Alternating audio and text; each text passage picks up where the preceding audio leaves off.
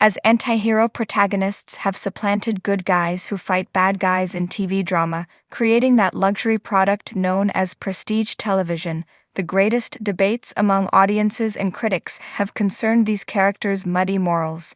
And yet, I've never heard anyone articulate what unites anti-heroes of all varieties. And make no mistake, they do differ widely from show to show. Better than Mike Ehrmantraut on last night's episode of Better Call Saul. Explaining to nerdy pill thief Price why he knew not to bring a gun to meet Nacho Varga, he says, "If you're gonna be a criminal, do your homework.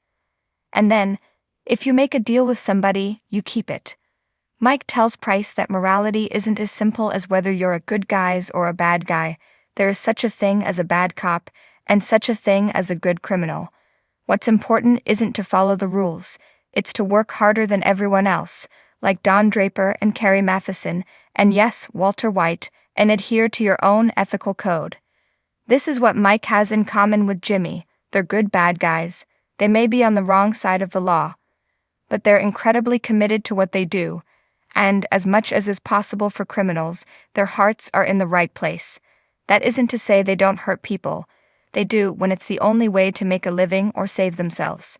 But they don't cause pain whimsically, needlessly, or maliciously. Mike and Jimmy are as honest as they can be. In Pimento, the penultimate episode of Better Call Saul Season 1, our good bad guy anti-heroes are contrasted with a pair of bad good guys, Howard Hamlin, who dismisses the possibility of hiring Jimmy in a series of increasingly meaningless corporate platitudes, and Chuck, who secretly begged Howard not to hire Jimmy, in a heartbreaking moment that builds on a pair of scenes where Howard confides in Kim. Though we don't get to see their conversation, and Kim shows up at the nail salon to tell Jimmy to take the deal HHM is offering him to bow out of the Sandpiper case, Jimmy confronts Chuck. "You called Hamlin," he says. "You didn't want me." And then Chuck explains himself. "You're not a real lawyer. People don't change. Slippin' Jimmy with a law degree is like a chimp with a machine gun." That last line is one I can imagine reverberating throughout the series. In one sense, Chuck fundamentally misunderstands his brother. By now, we know Jimmy well enough to realize that his intentions are good. If he can make a living off of cases like Sandpiper, that put his creative methods to work for a noble cause, he'll never swerve into immoral territory, though he will almost certainly continue to do things that test the bounds of legality.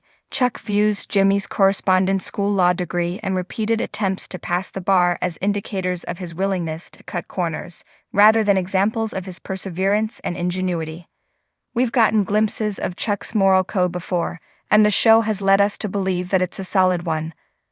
But in Pimento, we see that Chuck doesn't get what Mike, perhaps the most intelligent and undoubtedly the most competent character on both Breaking Bad and Better Call Saul, understands innately, that adhering to arbitrary sets of rules isn't what makes you a good, talented, or deserving person.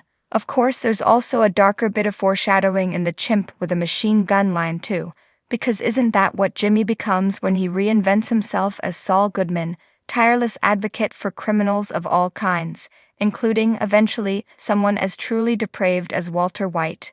Again, Chuck disastrously misunderstands the situation. Yes, Jimmy is a chimp with a machine gun, but with Chuck's help, or at least without his interference, he could have permanently turned that machine gun on the actual bad guys. Instead, Chuck bears quite a bit of the blame for making Jimmy a criminal again. This makes Jimmy/Saul's ultimate fate, working at a Cinnabon and tearing up as he watches his old TV commercials, all the more tragic. Along with a few other moments in Pimento, it also sets up what we already know will happen. When Jimmy drives away from Chuck's house, it's clear that his brother is out of his life.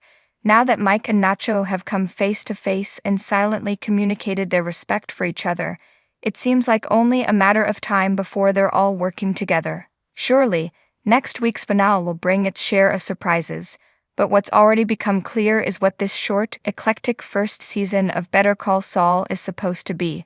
A sort of origin story for Saul Goodman's larger, pre-Breaking Bad origin story that takes a light yet deep, nuanced, and patient look at the morality of anti-heroes.